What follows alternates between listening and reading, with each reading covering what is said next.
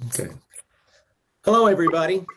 I'm Greg Mooring, and welcome to the YSU Alumni Lecture Series. Tonight, we are speaking with YSU alum Larry Davis. Larry A. Davis received a Bachelor of Fine Arts degree from Youngstown State University in 1976, with a major in sculpture and a minor in photography. He subsequently relocated to Southern California, where he received a Master of Fine Arts degree from California State University in Long Beach. Larry was teaching at the university art when he was presented with an opportunity to join the Walt Disney Company. After a 30-plus year career, he retired in 2016 from Walt Disney and as an executive producer and creative director. His final Disney project was overseeing the design, development, and execution of the main entrance of Shanghai Disneyland. Throughout his lengthy Disney career, Larry continued to create art and show his work in numerous galleries. In retirement, Larry maintains a studio in Los Angeles in the home he shares with his wife, Maureen, while working on a new series of sculpture. Welcome, Larry, and thanks for taking the time to talk about your career and experiences at YSU. Thank you, Greg. It's great to be here, and it's good to see you again. Haven't seen you for a while. Maybe someday we'll get to do it in person. Yeah, maybe someday I'll get out to California. I do have to ask you, where are you broadcasting from? Is that your studio? Yes, this is in my studio, which is literally part of our house. If I walk out the door over there, I'm on our staircase that goes either downstairs or upstairs. So, yep. Well, that's great. It's nice to see. Well, let me start off with asking you a question. I understand that you began your college career experience as a biology major while playing drums in a rock band. Can you talk a little bit about that? Yes. In fact, my entire career has been what I like to refer to as a non-linear career. And so I will impart some words of wisdom to those watching, especially those of you that are just in the beginning stages of your career. It's important to set goals and work toward achieving those goals. But my wisdom has taught me through the years that it's also important to consider alternatives as they present themselves, and they will along that path.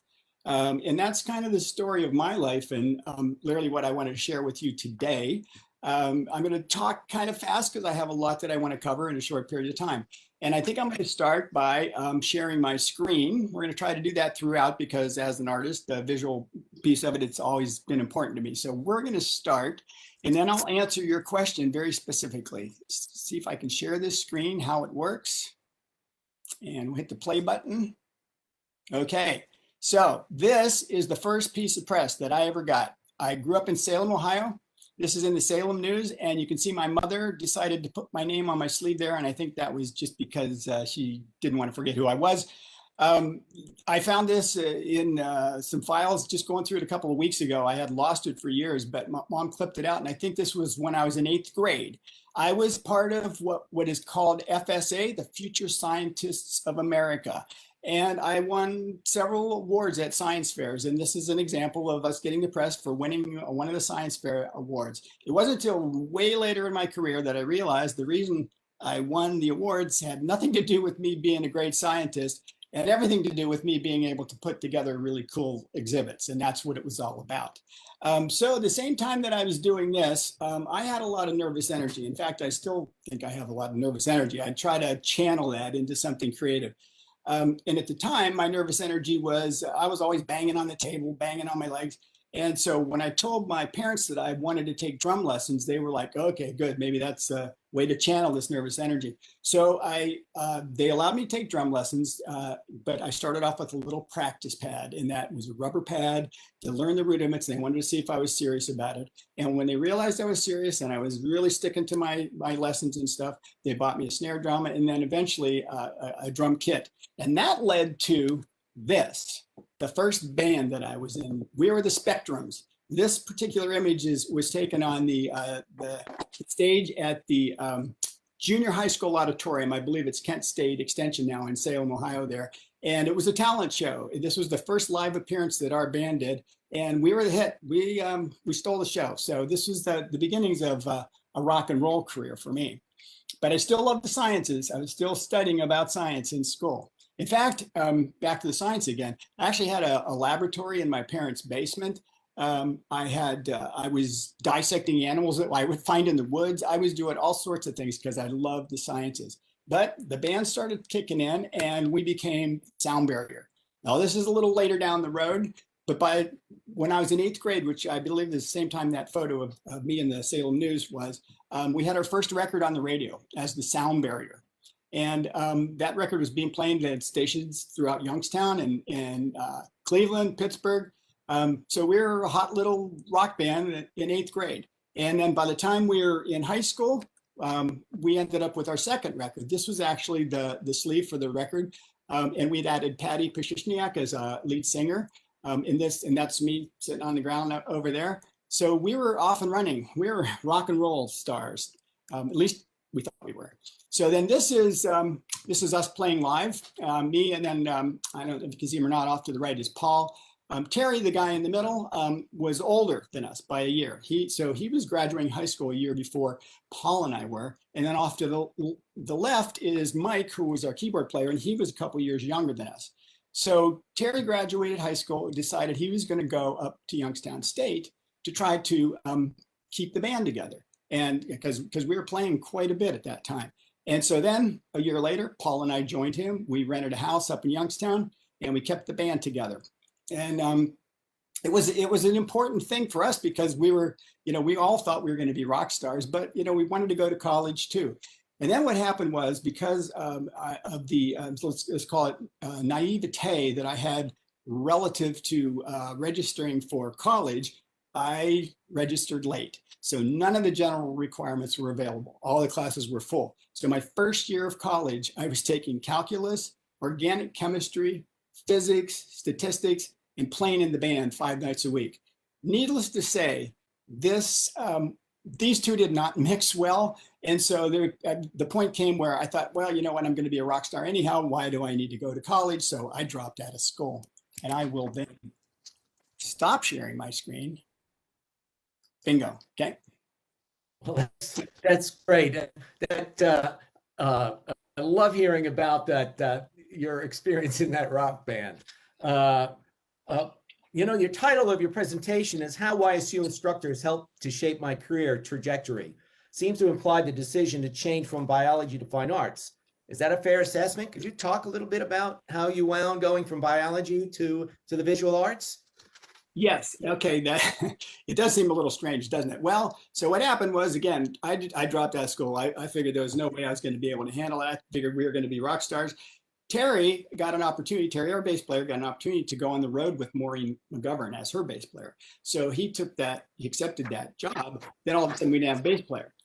The younger guy in the band, Mike, who was a keyboard player, he was still in high school and his grades were failing. So his parents made him quit the band.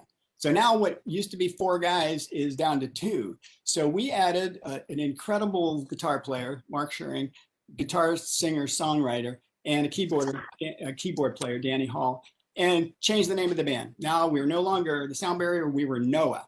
So Noah went into the recording studio, clean recording. We recorded a whole album's worth of songs. And the problem was we had the same booking agent that was booking the Sound Barrier. And they were booking us into a lot of clubs, a lot of dance places, a lot of places where the people wanted to hear what was popular on the radio and what was and what we were doing. We decided when Mark joined the band, because he was so good at writing songs, we were going to do all originals, nothing but originals. So we started not having as much work because our songs weren't very danceable. Our music was very different. And so what happened was all of a sudden I had a lot of free time on my hands. Band wasn't playing a lot. We're trying to figure out, okay, what's the next steps here? I had a really good friend, Bill Baird, who lived in Greenford, and he had taken a couple of art classes. And I knew that he was taking the classes. I didn't know much about what they were. With time on my hands, I thought, maybe I'll pick up a paintbrush. And I just started painting some things, and actually went to Cleveland Art Museum and saw a Salvador Dali exhibit. And so, the surrealist that he is really inspired me. So I started doing these sort of surrealistic paintings, first on my wall, then I got a piece of masonite and I was doing some paintings. And Bill as well as Mark, came back to me and said, hey, you know what? You're pretty good. Why don't you take an art class? And it was at that point where I talked to Bill and said, what was this class that you took over at YSU? And it was called Art Appreciation. And it was being taught by Al Bright. And so I thought, you know what? I've got time on my hands. I'm going to do it. So I took this art class. And Al really opened me up to a whole different way of thinking, and I started seeing things that I hadn't even thought about before, and it was all quite amazing to me. And so I got sort of inspired. And then I took another class. Lou Zonin was teaching the drawing class. Lou now is heading up the Butler Art Institute, I believe, and Lou taught me how to draw, and I didn't really even know that I could draw. And then there was Jim Lucas, who he taught me to think outside the box. James Lepore, painting instructor. I was doing all these really tight sort of surrealistic paintings, and I did a really big one. It was about maybe 3 foot by 4 foot. It was a pretty large canvas. And he kept saying, look, you're too tight. You got to loosen up. You got to show some expression, and he was more of like a abstract expressionist. So I understood why he wanted me to do that. It just wasn't me. And then finally one day I just got frustrated. And I said, so I took this painting that I've been working on for weeks, and I just threw some paint on it. And then I threw some sawdust on it. And then all of a sudden I felt like, oh, okay, this is pretty cool. It sort of, again, opened up my way of thinking. And then what really happened was I decided to take a sculpture class. And I took this class with Richard Mitchell, or Mitch, as I like to refer to him. He and I are still good friends to this day. In fact, he may even be watching this, so I better be careful what I say. Anyhow, Mitch was teaching 3 classes. He was teaching pre-Columbian art history, he was teaching photography, and he was teaching sculpture. And I took every one of those classes because once I started taking classes from Mitch, a couple things happened. And one is I was watching him teach, and here was this guy with long hair and a mustache. And I had, at the time, long hair and a mustache, not as much up here, but long hair and a mustache. And I was looking at Mitch and I'm going, wow, what a cool job. He's teaching art, he's doing his own art, and this is a possible career path for me. So it was kind of like all of a sudden a light bulb went off, and I said, this is something that would be really cool to do. And so I continued taking classes, and I think I'm going to share my screen again right now because I want to show you some of the stuff that I did in Mitch's. Okay, now these are, oops, here we go. That's black. These are 2 of the first sculpture pieces that I made. I was learning how to work with materials. So in this case, I was learning how to work with wood. It was called the stack lamination process. So it was building up shapes and then carving and grinding them back down. The one on the right is about 6 foot tall. That was more of a technical thing, trying to figure out how I could do these twisted columns. The one on the left was one that the first piece that I did actually, and it's about 5 feet tall. I struggled with it. I was making shapes and I didn't like what it was looking. It just wasn't working for me. And Mitch came in one day and he said, why don't you turn that upside down? And I flipped it upside down, and it changed the whole dynamic of the piece. Now all of a sudden it was, it was on a diagonal. It had a whole different quality to it. So I learned a lot from Mitch because he taught me to think differently than I was thinking. He taught me to approach things differently. It was pretty great. And then he taught me how to weld. And this is a little bit of a plagiarism from Mitch because Mitch was doing these welded car bumper sculptures. And I liked the way they looked. And so I ran off to the junkyard and got a couple of car bumpers. And this was the first welded car bumper, can't even say it, car bumper piece that I did. And then I decided to try to combine wood and the car bumpers together and came up with this piece. And then I started thinking, you know what, if I'm gonna emulate Mitch, I better see if I can teach. And so I thought, what better way to learn how to teach than, because YSU had a whole education department, than to take some art education classes. This is where I met Elaine Uhas and Joseph Babish, both of whom were incredibly instrumental in helping me make a decision to go for a K through 12 teaching certificate. So in order to get that certificate, I had to do student teaching in elementary school. I did it in the middle school, and then I did it in the high school. And this is yours truly at Boardman High. Boy, my hair was getting a little thin there. Anyway, it was a great experience for me. And I thought, you know what, I can do this because I know a lot about art now, and student teaching seems like the right thing to do. So I ended up getting my Bachelor of Fine Arts degree and taking it from there. I think I'll stop sharing this now if I can figure out how to push the button. There you go. Oh, okay.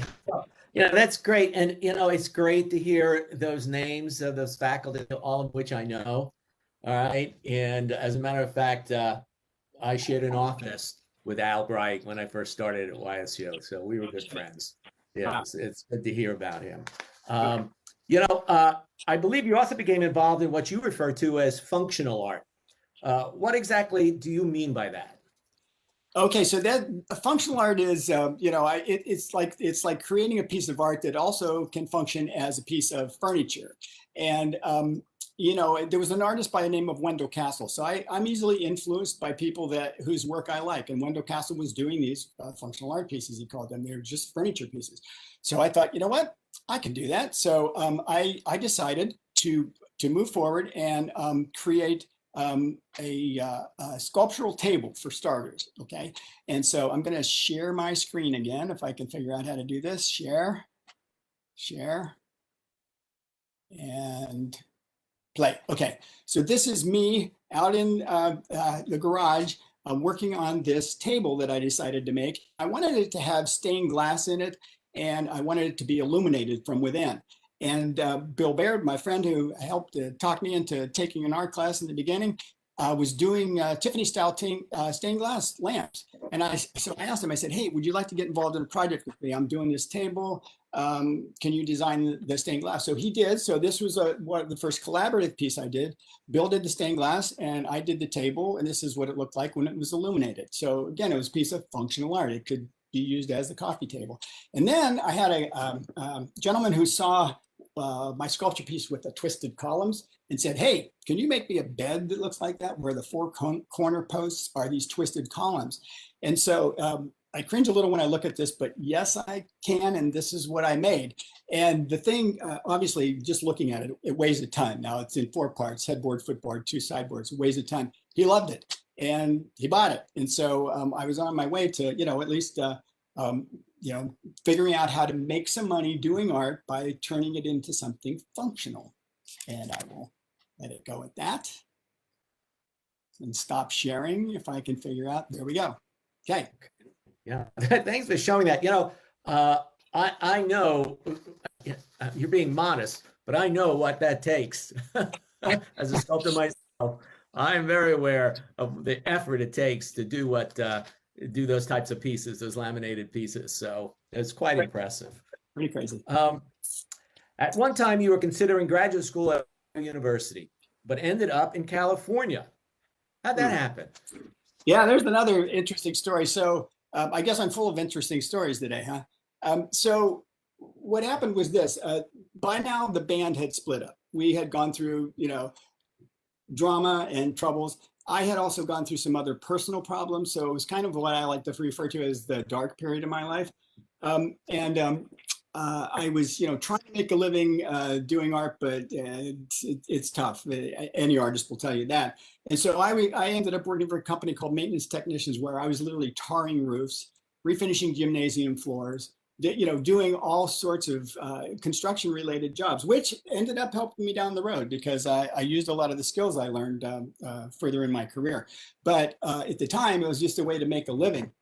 Mitch was kind enough to write me a letter of recommendation for Ohio University because I was thinking about going to graduate school. The problem was, at that period of my life, I wasn't ready. I wasn't ready financially. I wasn't ready emotionally. So although I got accepted into Ohio U, I basically deferred it for a year while I tried to figure out, what I was going to do and how I was going to make this all work. So in the meantime, Mitch comes to me, and between he and Lou Zona, they said, well, look, in the meantime, while you figure out what you're going to do, we want to give you a 1-person show at Kilcawley Gallery. I don't know if Kilcawley Gallery is still there or not, but at the time it was a gallery because the Bliss Hall didn't exist and there were no galleries for students to show their work. So they gave me a 1-person show, and I'm going to share my screen again. And we're going to go to this. So this is me in my younger days with my car bumper and wood piece, and then me with the bed and the table and other pieces. And it was a one-person show. So now I felt like, okay, well, the rock star thing didn't work out. Maybe I can be an art star. It was another awakening of hope, I guess is what it was. But what ended up happening is I still wanted to go to grad school. And I thought, because really, if I want to, um, I think I'm going to hit escape again on this one. I really wanted to go to grad school. Stop sharing. Sorry. This is the technical side of this. I'm still trying to get used to. So I started applying to grad schools, and I applied to a number of schools out west. I decided, you know what, time for me to leave the area, because I had collected some baggage through the years, let's just say, in my dark period. So time for me to leave town. So I decided to go west, and I applied at grad schools at Boulder, Colorado, Albuquerque, New Mexico, number of schools out in California, and one by one, I got letters of rejection. I had a friend who I went to high school with who had moved to Long Beach, California. And he was trying to get me to move out there. And I said, well, no, I'm going to go wherever I get accepted to grad school. Well, it wasn't looking so good for grad school. So I said, all right. So I packed up everything I owned in my Ford Pinto, and I headed out to California. And I got there, and a letter of acceptance to Cal State Long Beach had been forwarded to me. And so I was accepted into grad school. It was like, okay, well, that's really cool. I'm now going to grad school. Unfortunately, I didn't have any money. I didn't have any job. And so I ended up getting a job, and I worked at McDonnell Douglas, where I was building DC-10 aircraft, which turned out to be really good for two reasons. And one is that, so now I'm in California, I'm accepted to grad school, and I have a job. So those are all really positive things. The problem was I was trying to balance it all and figure out how to make it work. So at McDonnell Douglas, the good news was they allowed me to work around my school schedule. So I would do work on the night shift and take day classes, and then work on the day shift and take night classes. And one of the classes that I wanted to take was bronze casting. I wanted to learn how to cast bronze.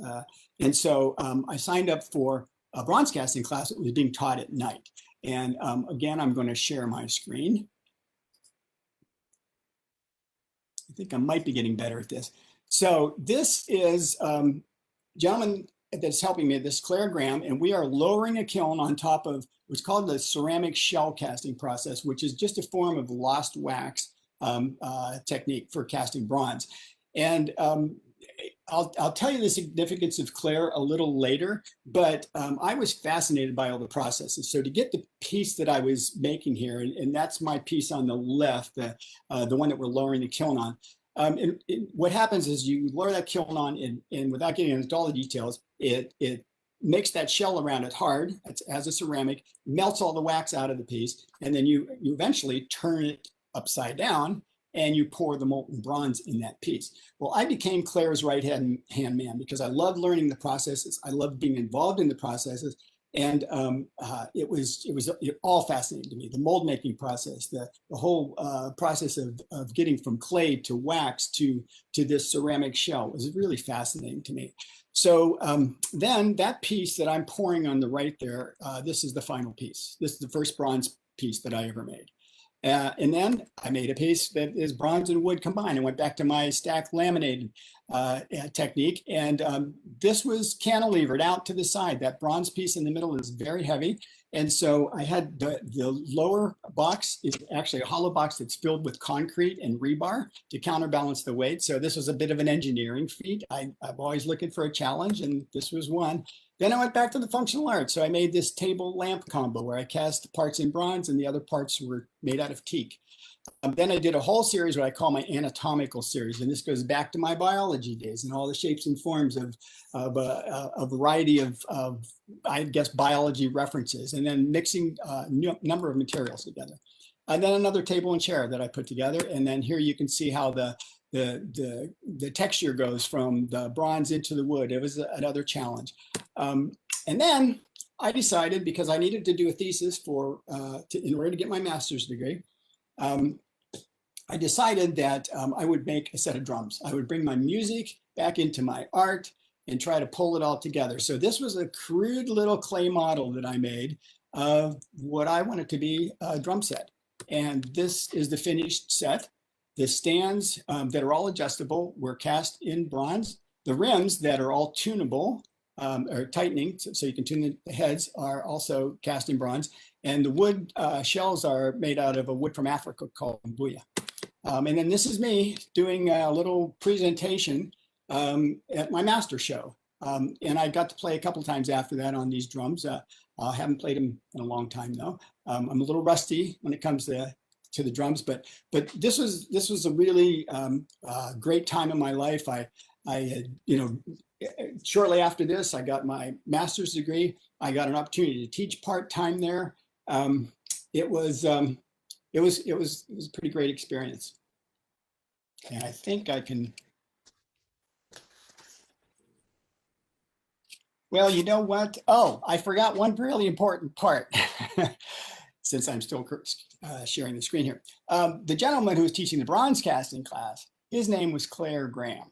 And he, bronze casting, the class he was teaching was part-time. He was the only part-time instructor there. His full-time job was running the entertainment art department at Disneyland in Anaheim, California, the original Disneyland. And Claire started throwing things my way like freelance stuff, because now here I am, I'm teaching part-time at the university. I've got my MFA. So I had achieved the Mitch goal. I was emulating Mitch, and finally got there. And then Claire said, hey, how'd you like some freelance work? And so he started throwing projects at me because he knew I had access to the foundry. He was no longer teaching there, but I was. So I started making bronze Mickey Mouse awards for him. This is, casting the Mickeys, cleaning them up, patining them, making the base out of wood, turning it on the lathe. I did a whole bunch of these. And then Claire turned to me, and this is what I was talking about right off the bat in this presentation, is that this was a fork in the road. Claire said, how would you like to work full-time in my entertainment art department down at Disneyland? And I thought, well, I'm teaching at the university. I'm next in line for a full-time position. But I thought, you know what? I'm going to give it a shot. What do I have to lose? I have an MFA. I can always go back to teaching. So I started down there, and we were doing things like, this is a model I built for a parade float. So we're entertainment art. We're involved in all the entertainment in the park. So the live shows, the movie premieres, all sorts of interesting stuff. This was another model for another parade for the 30th celebration at Disneyland, and then got to see it through to fabrication and the actual parade.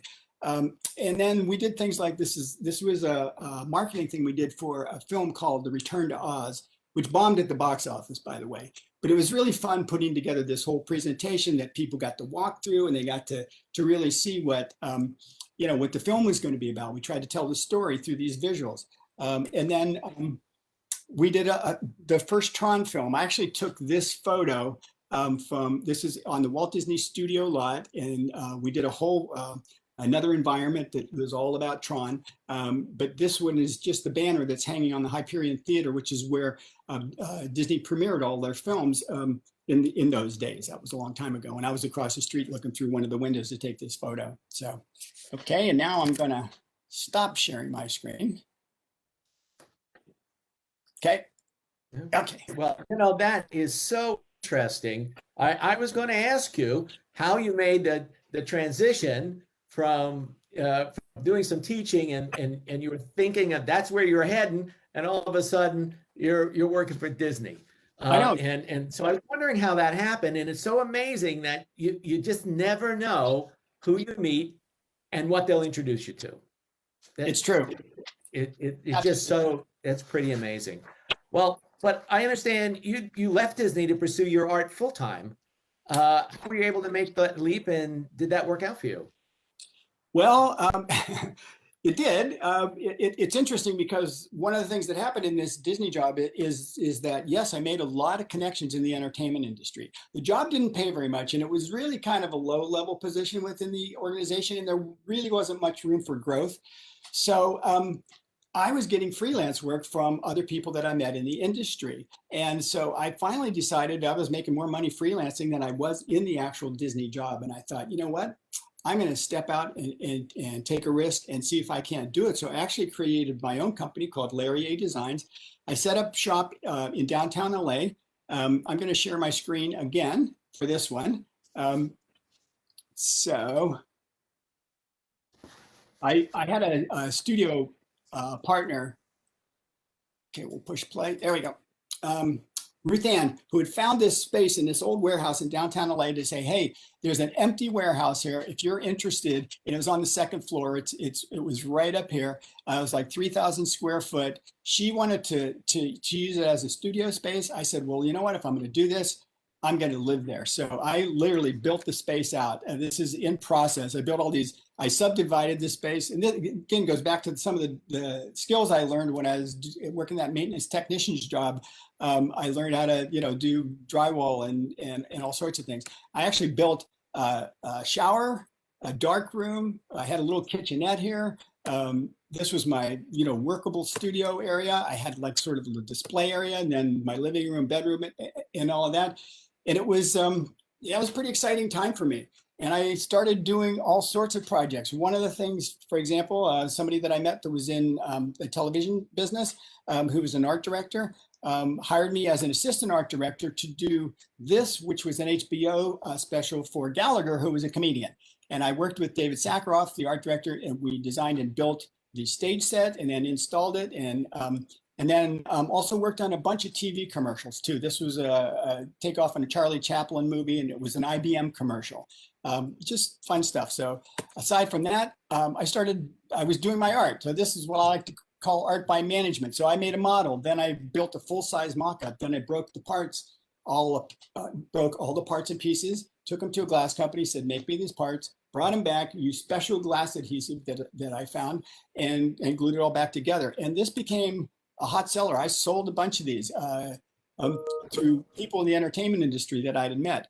And then I did this whole series I called my Microscope slide series, where I'm combining other materials onto 6-foot tall slabs of glass.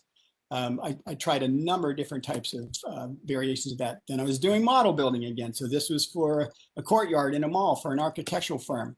And then this was a table that I'd made for one of the TV producers that I was working for. Then I got this call from a former student of mine, Calvin Lee, who was taking one of my woodworking classes at Long Beach State. And he said, look, I'm working for a company now, and we're doing a presentation to King Fahd of Saudi Arabia. And they're remodeling the mosques at Mecca and Medina. We're putting together this whole visual thing that then we're going to encapsulate into, at that time, it was a VHS cassette. And we want a box to present to the king with a photo album, gold embossed photo album, and 2 copies of this VHS cassette. So I created this box with a good friend of mine, David Heckman. He and I were studio partners in grad school. We worked together, created this box, which led to another box, and another box led to a bunch of boxes. These boxes were to hold solid silver miniatures of the mosques at Mecca and Medina that they were redoing.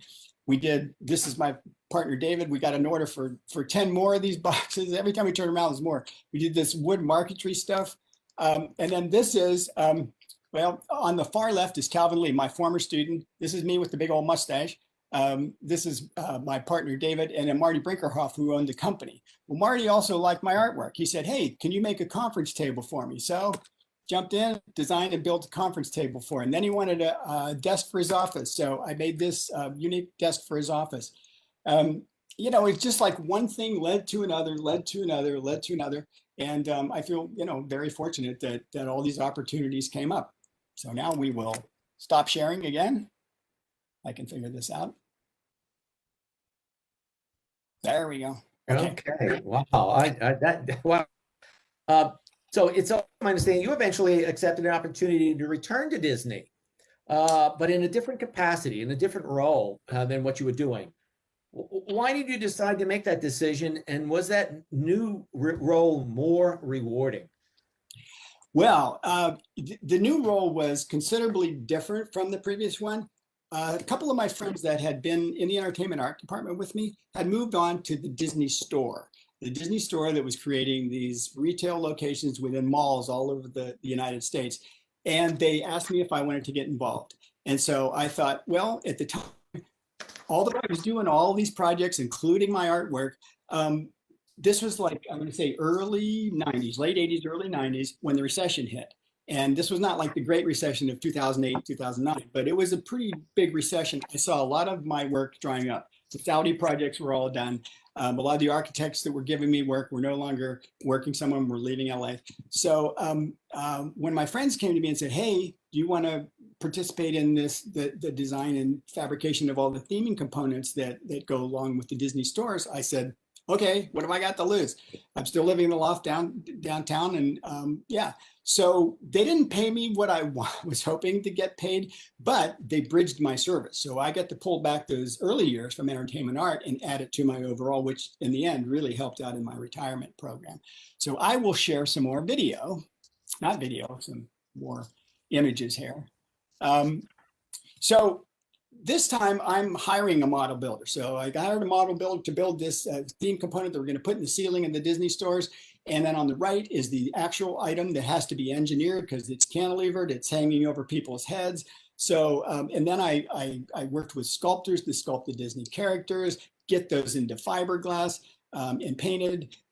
Murals, we were doing 200 to 300 stores a year. And so we had to mass produce all of this stuff. So this was just a row of one band after another of these murals. And it was way before the digital era. So these were all individually hand painted murals for every store that we did. And this was the store. Now, heavily themed, but we were telling a Disney story. The characters were filming a movie, and we were trying to figure out how to showcase that and still make it a fun place for guests. So then we became a global team. So this is a store in Paris on the Champs-Élysées. So I had partners in Hong Kong. I had partners in Tokyo. I had partners in the UK. And this was the Champs-Élysées, where on the first floor, we did a 30-foot diameter chandelier, had thousands of parts and pieces, all silver leafed. We had it fabricated in Los Angeles and then shipped to Paris. And I spent a considerable amount of time there overseeing the installation of this. It was a beautiful piece. And it hung above the stairwell, and all the characters, everything was silver leaf. And then this is in Florence, Italy. So this is my paint staff in Florence, Italy. Nobody spoke English. This was the other thing I was learning for the first time in these other countries is dealing with, the language barrier. And we didn't always have interpreters on site. So you got really good at pointing and, trying to explain with your hands, which I think I got pretty good at, actually. And this was the finished product of the Florence, Italy store. In fact, it still looks like that today. My wife and I visited this last year. Was before the pandemic hit for sure. And it still looks the same. I was shocked because there aren't many of these stores left. And then this is in Tokyo. This is right outside of Tokyo Disneyland at what's called the Ikspiari Center, which is a shopping district that's outside of Tokyo Disneyland. And it was very unique. So all of these were we called flagship stores. They were one-offs. Plus we were doing the whole rollout program of the stores in every mall around the US. So I had visited about every mall there is in the country, including several over there in Ohio, like Southern Park Mall, Eastwood Mall over in Niles, I guess. We had Disney stores everywhere. And then I was traveling all over the world. And then what happened was Disney decided to sell the stores. They were going to get out of the retail business. We're not going to do this anymore. The stores weren't making money. And all of a sudden I'm looking and going, whoa, okay, now I don't have a job anymore. And I kind of got used to having a check every week. And so it was like one of the architects that was working on all these stores with me actually said, we'd like to take you to lunch. We understand that all you guys are getting laid off. And so this company called Lane Drews, they were architects. They took me to lunch and they said, so what are you going to do now that you're no longer working for Disney? And I said, well, I have a master of fine arts degree. I think I'm going to go back and start doing my art again. And they looked at me like, what? They didn't even know I had a degree in art. They didn't know I was a sculptor. They said, well, we're building a new building in Burbank. We'd like to have a sculpture piece out front of it. Are you interested? So what I did was created a model, which they bought off on, and designed and fabricated this piece, which is 17 feet tall, weighs just over a ton. This is another angle of it. And then the detail, it combines steel and stainless steel and copper all in the same piece. And this was the first outdoor on the street commission. So this is in Burbank, California.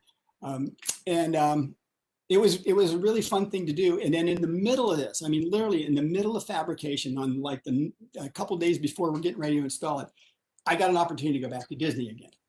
This was in a whole different capacity. This was people calling me saying, there's a role for you down at the Disneyland resort again, but this time you'd be managing a department. You'd be managing the, they called it the store development department, and you'd be responsible for all the retail venues within the park and within the entire resort.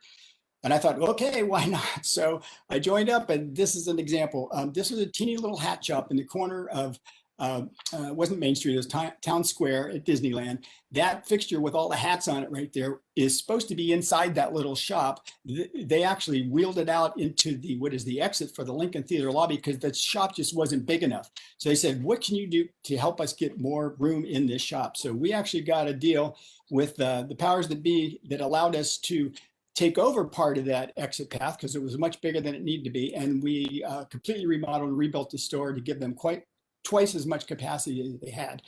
And this was good experience for me because now I was working with the finance team. I became really good partners with finance because they would write up the numbers and say, look, if you give him the money to remodel this shop, we're going to make, you know, X amount more revenue from that shop. And so they were like writing checks hand over fist. And it was another great job for me. This was an attraction that was no longer functioning in the middle of Tomorrowland. And they said, underneath it, that building at the bottom where you see those two squares, that used to be where they would broadcast Radio Disney, and they were no longer doing that. They said, can you do something with this space? So we turned it into a little merch shop called Tomorrowlanding. And so this is a shop, small, but revenue generator. This is a ticket booth in downtown Disney. What can you do with this? Yep, turn it into Disney pin traders. So needless to say that this was a great job for me. I had a whole department of people working and helping me out. I mean, it's truly teamwork to get all this stuff done. Then DCA, which is the second gate down at the Disneyland Resort. DCA stands for Disney's California Adventure. And they wanted to redo the entire entry plaza for the park. And it was all retail and restaurants. And so they pulled me into it. And this was the first opportunity I got to really work with Walt Disney Imagineering. And Imagineering is really responsible for all the design and development of the theme parks. And so I was coming in as the merch guy because I knew merchandise, and I was helping to lay out and work with the designers at WDI to get this, all the locations done. And then Cars Land. This was the first new land that had been developed for a long time. And this was based on the Disney Pixar film Cars. And this was a floor plan off to the right. And of course, the rendering from the film, we had to go by that. I had 3 different merchandise locations, one of which was this little curio shop here.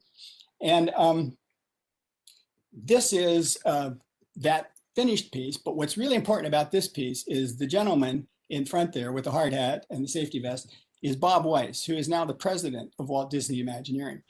And he started talking to me. He said, we're working on this little project down the road, and we're not sure exactly how it's going to play out in terms of timing and everything, but it's called Shanghai Disneyland. Are you interested? And I went, oh yeah, I'm interested, but not as the merch guy. I'm going to come in as an Imagineer and be part of the design development team that moves this forward. He said, okay, I'll get back to you. So then what happens? 2008, 2009 hit, my entire staff is laid off, the entire staff. So it's just me. I got tons of projects going on, including Cars Land, including Buena Vista Street, including Disneyland, downtown Disney. I'm looking at myself going, there's no way I can do all this. I'm going to fail. And lo and behold, my friends from the Disney store said, guess what? We bought back the stores. We're going to start rolling out a whole new store design. Are you interested? Yep.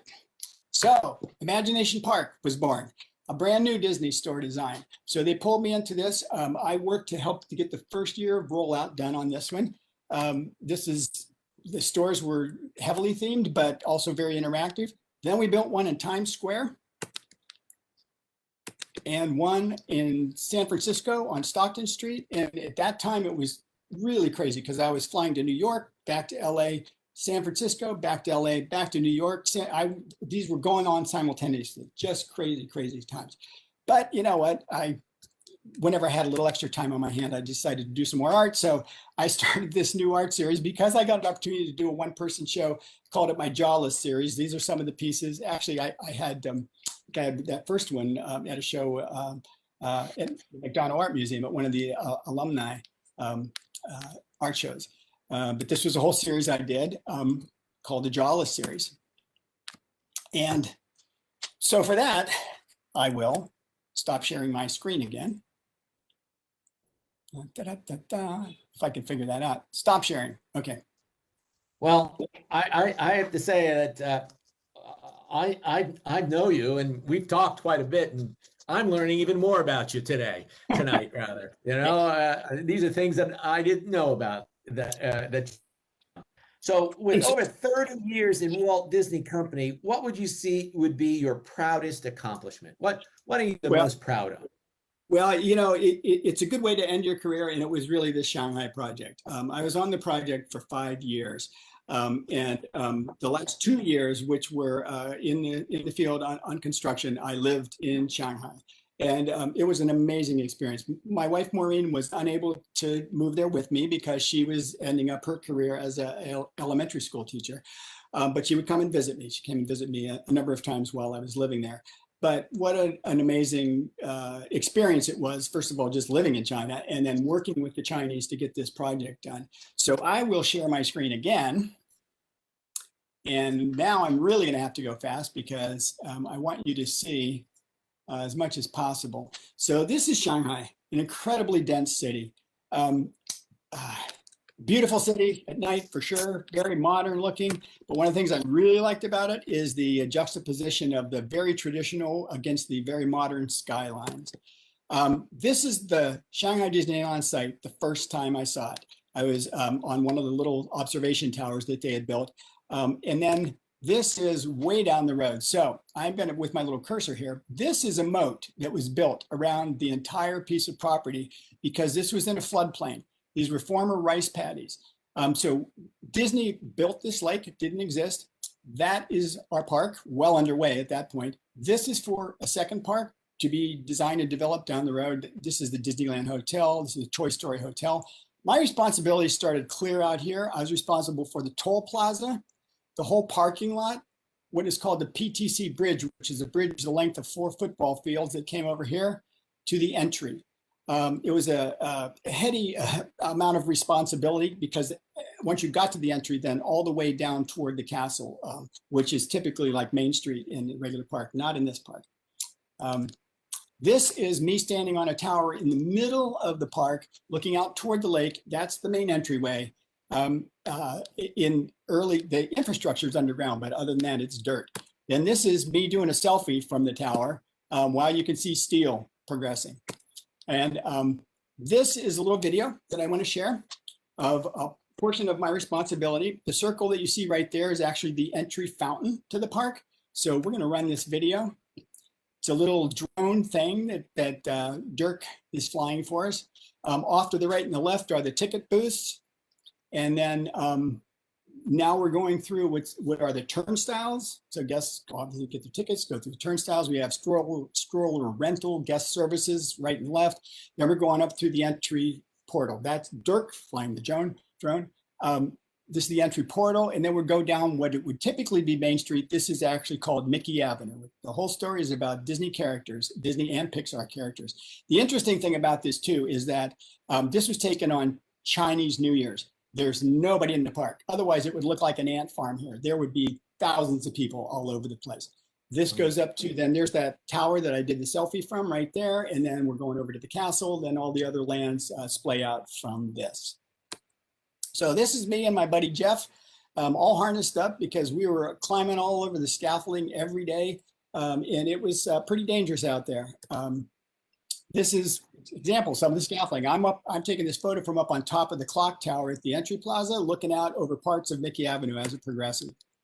This is at the vendors. I had tons of vendors. This vendor was making brick veneer for me, multicolored brick veneer that we used on the facades of some of the buildings. Love this shot. This is the morning safety meeting. Every morning, all the workers met out there in one spot, got the briefing on being safe, and then go work. Pretty amazing. And then it rained. Yes, it rained. The only time they would close down the site was when we got a typhoon warning. And we did have several typhoon warnings while I was living there. But those were usually a day long and that was it. They came and went. So when it rained, we built structures above where we were working, plastic and wood and everything, just so we could keep working. This is my summer attire. It got brutally hot and humid in the summer. I had all these UV shirts and all kinds of stuff, tons of sunscreen on me. And then it got cold. It got actually bitter cold, and it snowed a little bit. Not Ohio snow, nothing like Ohio snow, but it did snow a little, and it got bitter cold. So this was my winter attire. We had heaters to same thing. We sectioned off areas with plastic. We ran the heater so we could keep working. We had to keep working. So this is an entry fountain. Concept on the left, little model being made, full-size piece. And then we did water testing, we did light testing. This was the pump room underneath it for just this small little fountain. This is me art directing the positioning of it because the position was important so you could see the clock tower beyond and then the castle beyond that. And it was like the mega photo opportunity. And then of course at night. So we did these trial runs to the park where we let a certain amount of guests in before the park was all 100% complete. And this was on just one of these picture perfect, beautiful days. Shanghai rarely looks like this. It's usually gray skies and lots of smog. So this was like one of my favorite photos. And the marquees were really important. We had English and we had Chinese. Chinese down at the bottom because it was closer to the guests. There were a lot of discussions about the cultural aspects of this park and how we needed to play into it. Mickey Avenue in its finished form. This is one of the Sweetheart's Confectionery. This is Minnie Mouse's house where you can go buy all your sweets. And of course, I had all my retail experience in terms of laying out and store planning and all of that. So that came in hand here. And then of course, lighting. Lighting was really important. Plus music. We had music for the day, music for the night, music exterior, music interiors. And then every once in a while, we'd walk in the morning and it would look like this because they had a sewer line, water line break or something. They'd tear up the whole street that they just poured concrete on. And it was like walking through a minefield. And then this is the scaffolding would go up, the scaffolding would come down. And part of the reason the scaffolding would come down is because they had to do area development out in front of the facades of the building, whether it's sprinkler lines or plant trees, or the other time, the scaffolding would come down was when the Chinese government was coming through for a look. And they took all the scaffolding down so it looked like they were further along than we actually were. We were scared that we were ever going to get this park open. Me and a sea of concrete, yeah, that was kind of normal on my phone. Talented people. This was a woman who was painting flowers on the outside of Daisy's Cafe. So this is the second floor of Daisy's Cafe. We did things like those TV antennas on the roof were actually lightning rods. So we had a lot of themed functional components. On that little balcony, there's a cart with flowers in it. That's actually a speaker shroud. There's the giant speaker for the parade that's up there. Then the interior of Daisy's. All the artwork on the wall is completely unique, one-off art for every facility that we did. And then this is the most important part of this particular thing. We had a jukebox there. All of the choices of music on the jukebox were Disney songs, except G3 and G4. Hey, hey, my baby's gone from the sound barrier, our first 45 on the jukebox.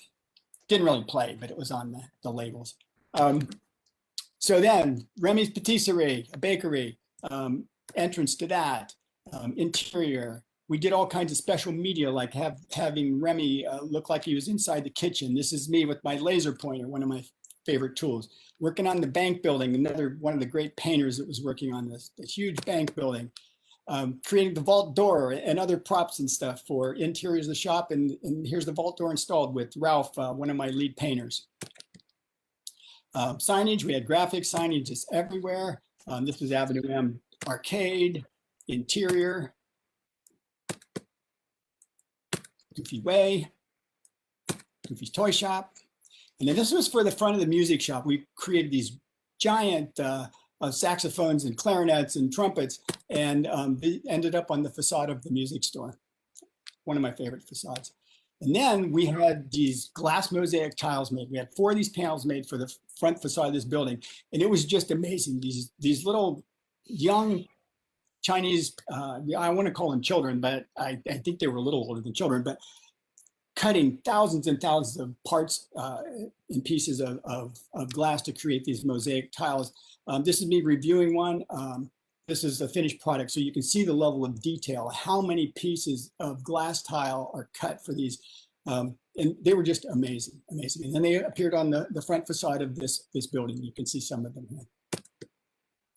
And then this is a courtyard. And what's important about this, and this is where I can use the pointer, right here is a doorway. Above the doorway is a number 33. This is the entrance to Club 33. This is one of only 3 Club 33s, which is a private club, that a members-only club that Disney first had one in Anaheim. That's where the original one is. One in Tokyo, and this is number 3. You go in there, you go up to the 2nd floor, and the restaurant is up here, and there's also a viewing terrace up there. And this is really, out of this project, probably my proudest piece of architecture. Just an amazing, amazing restaurant.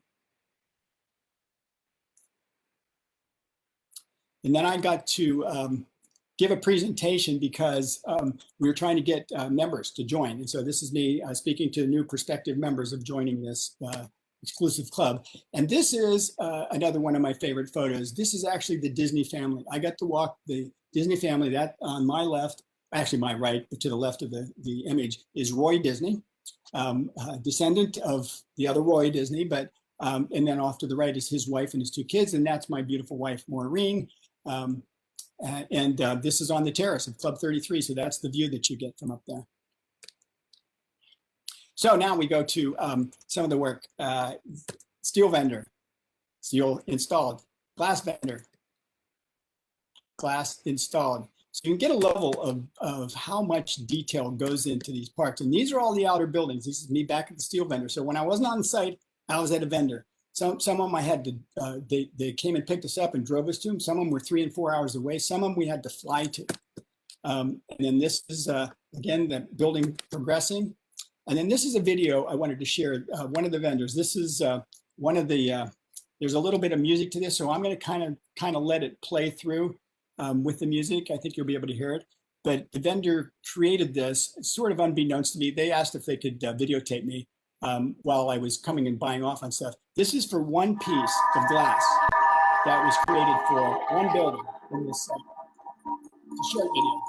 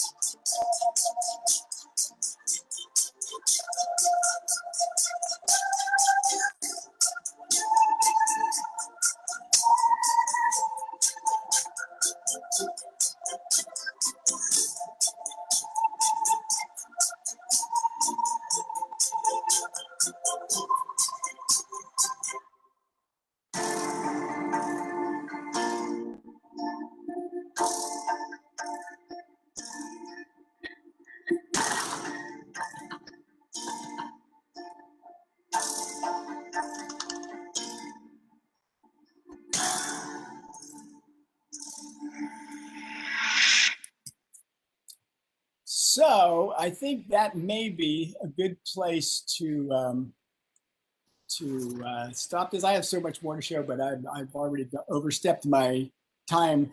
I want to share one more thing. Through all this, I have been doing a new series of art pieces. I'm going to throw just a couple of those up right now.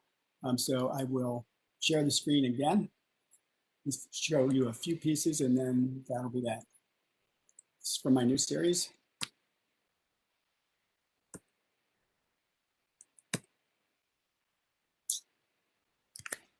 And that's about all I have to say for the day. There you go. Well, Larry, I'm almost speechless here.